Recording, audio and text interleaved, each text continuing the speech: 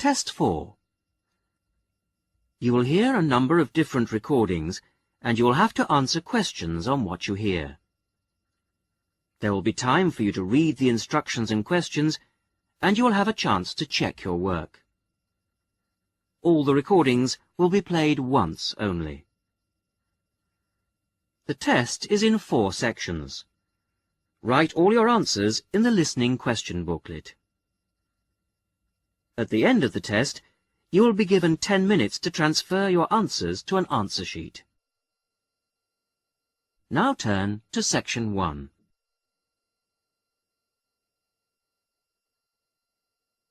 Section 1. You will hear a conversation between 2 friends who are planning to visit a friend of theirs who has just had a baby. First, you have some time to look at questions 1 to 5.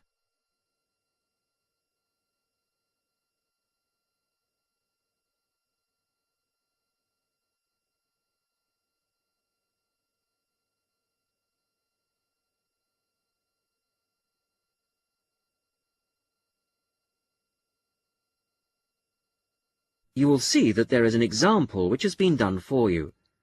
On this occasion only, the conversation relating to this will be played first. John, I've just had some good news. Susan has had her baby. Do you know when she had it? Yesterday, the 10th of August. Oh, my father was born on August the 10th. The baby was born on the 10th of August, so the 10th of August has been written on the form. Now we shall begin. You should answer the questions as you listen, because you will not hear the recording a second time. Listen carefully to the first part of the conversation and answer questions 1 to 5. John, I've just had some good news. Susan has had her baby. Do you know when she had it? Yesterday, the 10th of August. Oh, my father was born on August the 10th. Give me the details and I'll make a note for everyone at work. Okay. Well, was it a boy or a girl? It's a boy. And what are they going to call him? Tom. Tom Lightfoot. That sounds quite good, don't you think? Yes, that has quite a good ring to it. You know, he's quite a big baby. He weighed 4¼ kilos when he was born. Oh, that does sound big, 4¼ kilos. And he's long, too, 46 centimeters. Tall parents. He'll grow up to be over 2 meters, I'd say. With masses of black hair, curly black hair. You know, we should go and visit them in hospital. What about tomorrow afternoon at around 1 p.m? Yes, okay. Where should we meet? I could come and pick you up at your house if you like. Yes, that would be wonderful. My car is still off the road. Just refresh my memory. What's the address again? It's 15 Chesterfield Road, Paddington. It's next to the library, isn't it? Not exactly. It's next to a bank. The State Bank, actually. The library is opposite us on the corner. That's right. And there's a garage on the other street corner. I remember now. So you'll pick me up at 1:45, and we'll be there at 1 easily. Before you hear the rest of the conversation, you have some time to look at questions 6 to 10.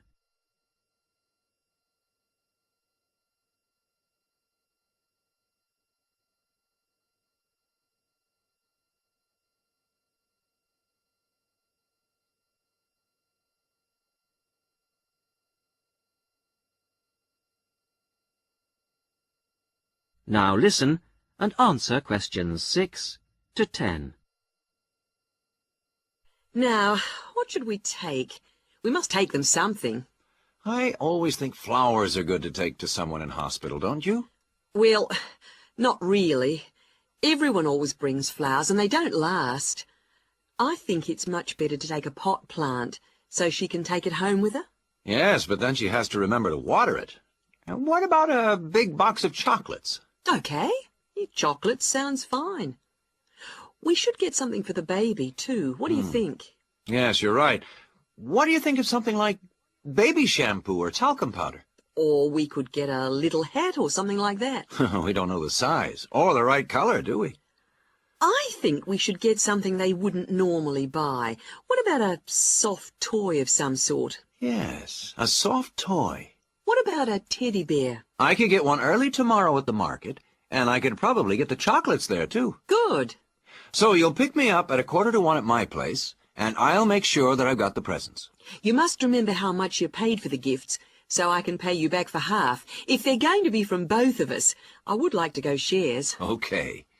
I'd say the chocolates would be about $15 for something nice and not too small, and the toy would be around $35 or so, I think. Good, that'll be fine. About $25 each then. Good.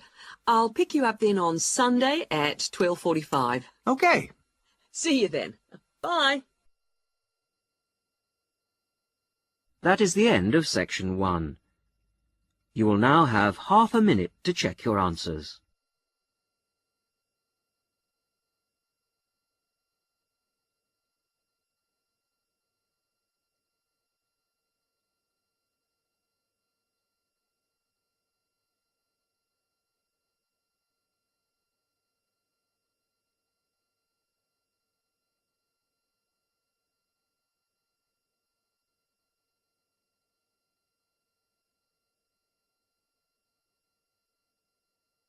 Now turn to section 2.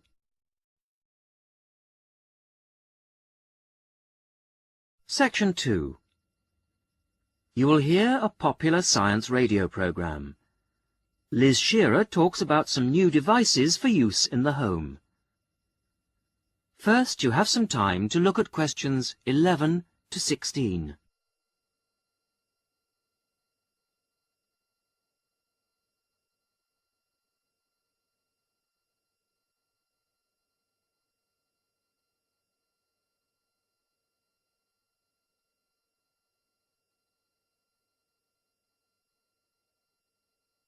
Now listen carefully to the radio program and answer questions 11 to 16. Good evening. Tonight's show comes to you from the Good Home exhibition in Duke's Court, where we've been trying out some of the latest gadgets on show here and getting our resident expert, Liz Shearer, to tell us which ones are worth buying and which will die a death. Well, hello. Yes, John, I've been investigating 4 new household gadgets and sorting out the advantages and disadvantages and then really deciding what are must-buys, what are maybe-buys, and what are never-buys. Let's start with this vacuum flask for keeping drinks hot. Well, I felt this had quite a lot going for it. Most of all is the fact that it contains no glass and is therefore unbreakable to all intents and purposes. It's made of stainless steel, which is guaranteed for 20 years. Hope that's long enough. And it's true what the manufacturer claims, that it does maintain heat for 18 hours. So that's pretty good. On the downside, it really works out to be quite expensive, and much more surprisingly, it unfortunately leaves a strange taste, you know, when you've drunk from it. So, all in all, my recommendation would be it's got plenty of advantages, but it is rather expensive, so I'd say you should maybe buy it. Moving on to a natty little device, the whistle key holder. Basically, this is where you whistle, and the key holder gives off a high-pitched noise and flashes light, so you can find it. One advantage of this model is that it also has a small light. You press the button, and this means you can find keyholes easily. I also felt the small size was a real advantage. On the weaker side, I did find the noise unpleasant, which I'm sure the designers could have done something about. And I found that it didn't work through metal, so it's mainly useful finding in coat pockets, cushions, etc. But taken as a whole, I thought it was a masterpiece of design and would highly recommend it. Now you have some time to look at questions 17 to 20.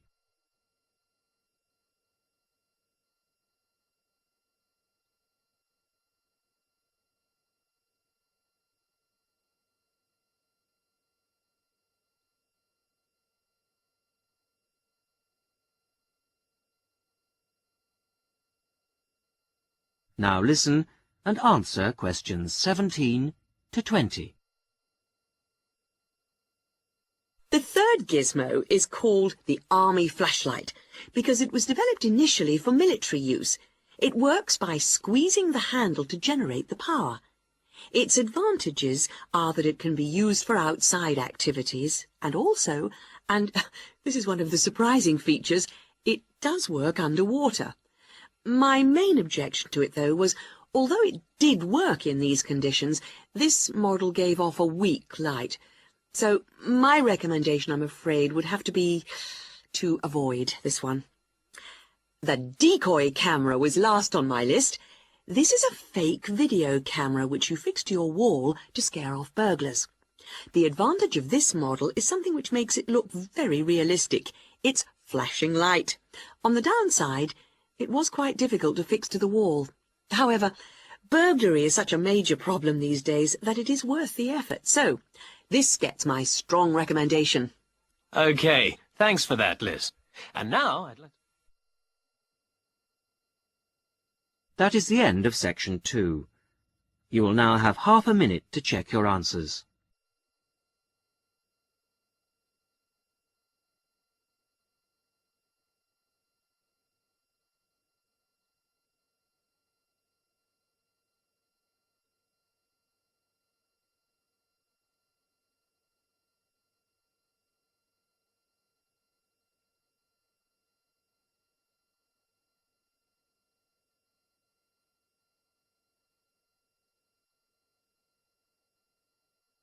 Now turn to section 3.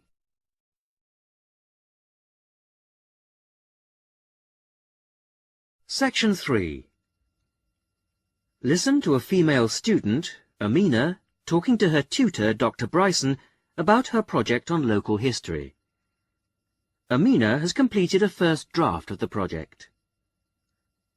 First, you have some time to look at questions 21 to 26.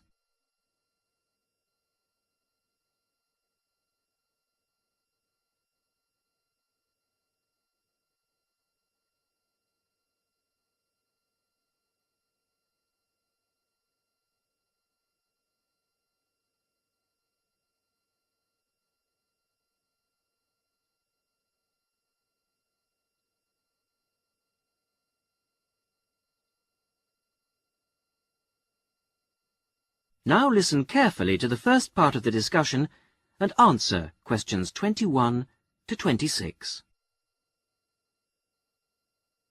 Well, Amina, thanks for letting me have your draft in such good time. Oh, that's all right.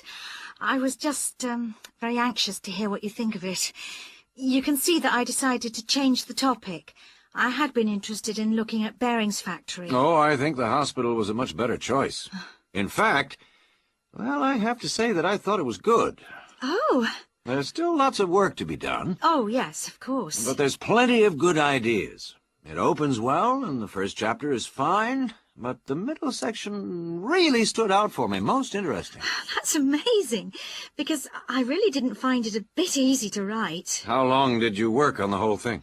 Well, I spent about 2 or 3 weeks reading and doing general research, and then I dashed the writing off very quickly.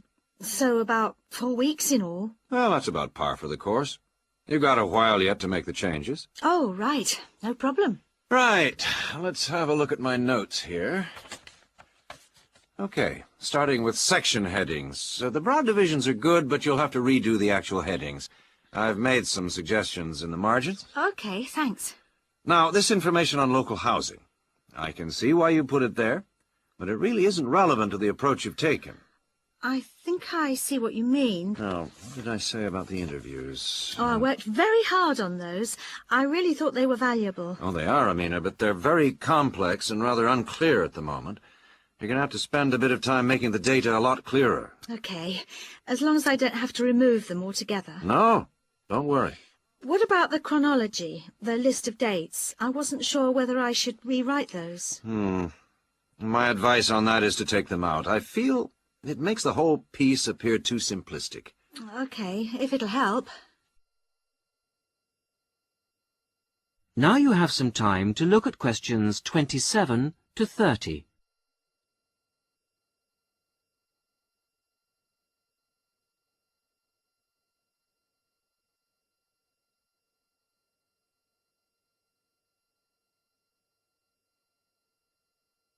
Now listen to the rest of the discussion and answer questions 27 to 30. Now, there are a couple of other books I'd like you to look at. Have you got a pen? Right. Approaches to Local History by John Mervis. Right. And then I think you need to think about ways of representing interview data. Have a look at Sight and Sound by Kate Oakwell. Sight and sound. And you know I'm going away on holiday next week. Yes. So when you've made the changes, I suggest you show the work to your support tutor. Support tutor. Right. Then you do the proofreading. Proofreading. When by, do you think? I'd aim for the 29th of June. And after that, you should get it laser printed. But be careful, because the computer center closes on the 10th of July. And then I hand it in to... Oh, the faculty office, as usual. OK, that's fine.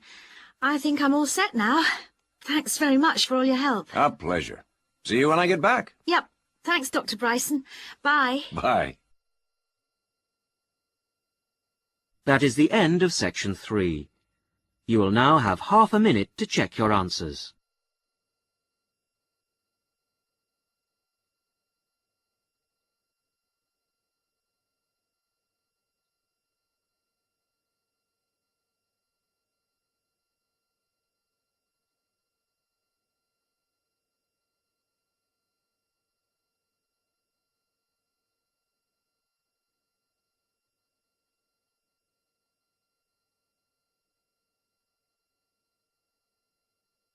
Now turn to section 4.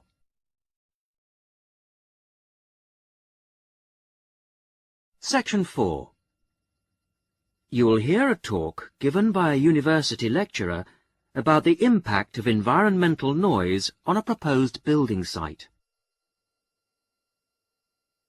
Before you hear the talk, you have some time to look at questions 31 to 35.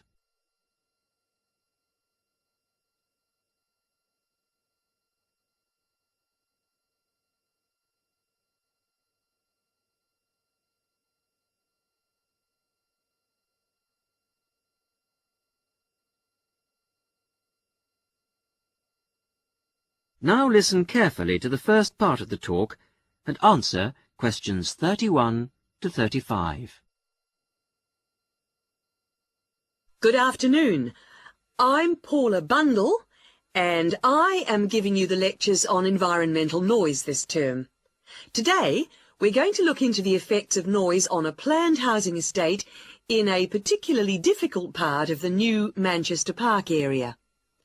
This site is not as bad as some I have researched in the past.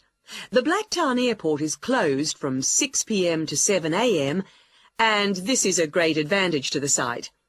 The only noise after dark is from the highway, and the traffic is somewhat reduced between 7:30 p.m. and 5:30 a.m. So the people most affected by the noise will be, I expect, housewives. By the time most of the students and workers have arrived back home in the evening during the week, the noise will have abated to a fairly large extent. The weekends are still a problem, of course, but the traffic is certainly reduced on Saturdays to a large extent, and even more so on Sundays. Of course, modifications to houses will be necessary at a site like this, and they come at a significant cost to the developer and home buyer. The modifications I'm about to outline will add about $25,000 to the price of a newly built house. That will still mean a cheaper house than in a less noisy and more desirable area. A bit of background would not go astray. I understand that you are all familiar with the proposed development site at Manchester Park. It's a particularly difficult one in terms of noise, with the highway along the eastern perimeter and the Blacktown Airport not 3 kilometres away to the north. Of course, those nearest the highway will be the worst hit, with heavy traffic noise as well as the noise from the light planes overhead. As you all know, the normal noise threshold for private housing is 55 decibels. At this site, the levels have been recorded as high as 67 decibels. Before the talk continues, you have some time to look at questions 36 to 40.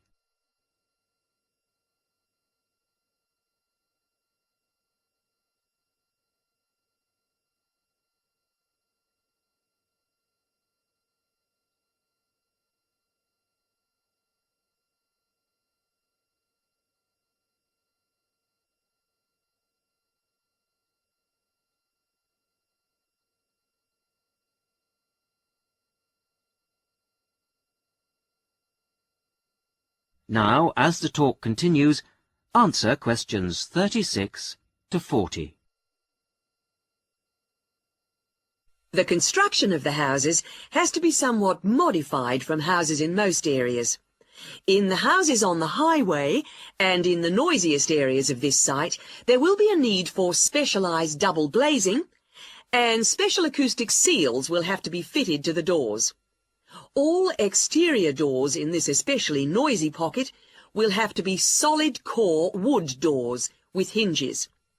Every house built on this site, not just those adjacent to the highway or nearest to the airport, will require high-density insulation materials in the roof.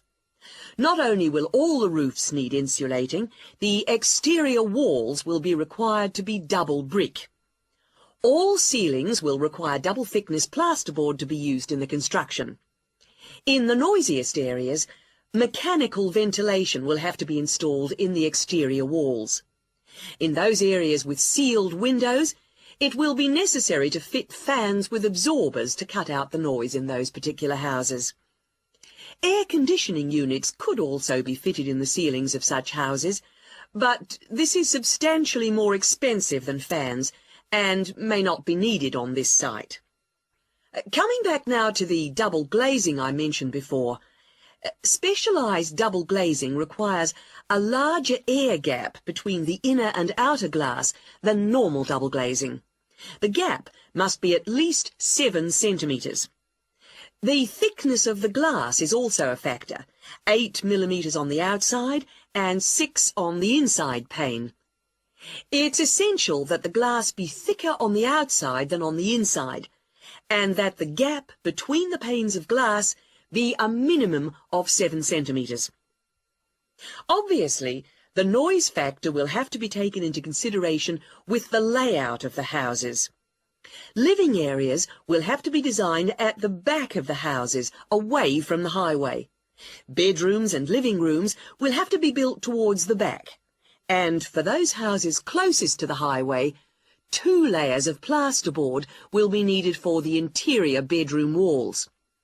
Those rooms constructed at the front of the houses should be garages, laundries, kitchens, bathrooms and dining rooms. I have come to the conclusion that this development should go ahead, but with various acoustic modifications according to the position of the block in relation to the highway and intersection. That is the end of section 4. You will now have half a minute to check your answers.